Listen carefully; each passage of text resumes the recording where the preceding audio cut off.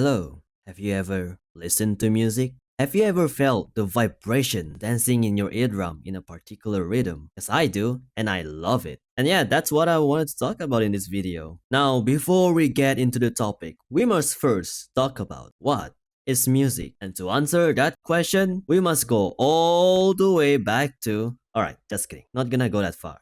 So, music, we all love it. But have you ever asked yourself why you like listening to music? Some people might say that they listen to music to pass the time when they're bored. Some people want to listen to music because they're passionate about it. You know that feeling when you find music that fits your taste perfectly? That's the best feeling, man. Especially if your taste is more niche and specific and all. So finding that kind of music is like a gem. I know that most people music tastes are basically something that goes mainstream, like especially pop music. No offense though, I'm not gonna act like someone who doesn't listen to mainstream music cause it's, oh, I'm not like the others. I love pop music, sometimes. Just that I prefer video games music in general. Now, speaking of mainstream music, I do want to touch on how we get engaged in this type of music. Like, how did we even find that this type of music even exists, and why do we like them? For pop music though, it's very much obvious that people find out about them either from social media or from radio. Not gonna lie though, pretty much most of their popularity comes from TikTok and Instagram nowadays. But then, how about those obscure songs that barely gets people's attention? How do people even find that stuff? Do y'all ever have that one friend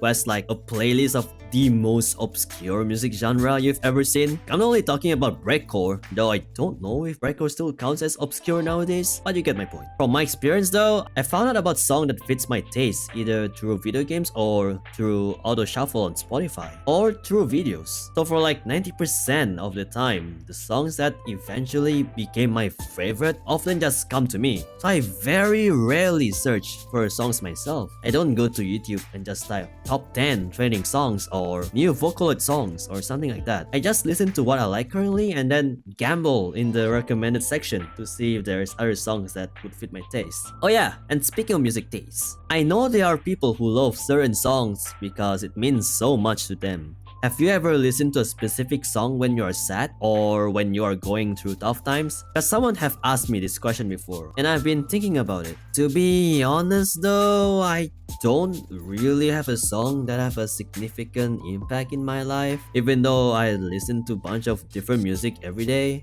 But if I were to pick one, it's gonna be Dormant Craving by MSR. It's basically a song from Arknights, and the reason why I picked this is because it's the first time in my life that I've heard this song play in my dream. Like, I was so surprised cause I remember vividly hearing this song so clearly in my dream. Long story short, it was like a dream about a zombie apocalypse where me and my friends were running around together, and apparently I got bitten for some reason, but I also just accepted my fate and decided that I was going to listen to one last song before I die. So I just played this song right in front of my friends. As soon as I woke up, I immediately decided that if I were to die one day, I would play this song for one last time. And it's quite poetic in a way cause if you listen to the whole lyric, it's basically a song about dying and passing the torch to someone else. I hope it's just a coincidence that my brain decided to play it in my dream. And there's another song which I've listened to quite recently. It's called Saikai by Millie.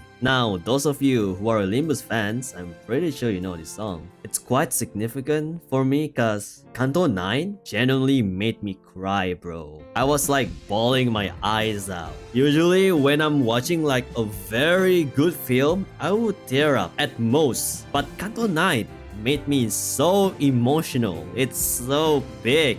I love it. But anyways, that's what makes music so important in our life because it has this power to change your mood and can make you feel inspired or motivated. Like, imagine having this cool scenario in your head while listening to some Sigma Alpha Wolf TikTok edit that makes you feel nonchalant with a husk, you know what I'm saying? Anyways, just wanted to make this video as an excuse to improve my editing skills. So yeah, that's all.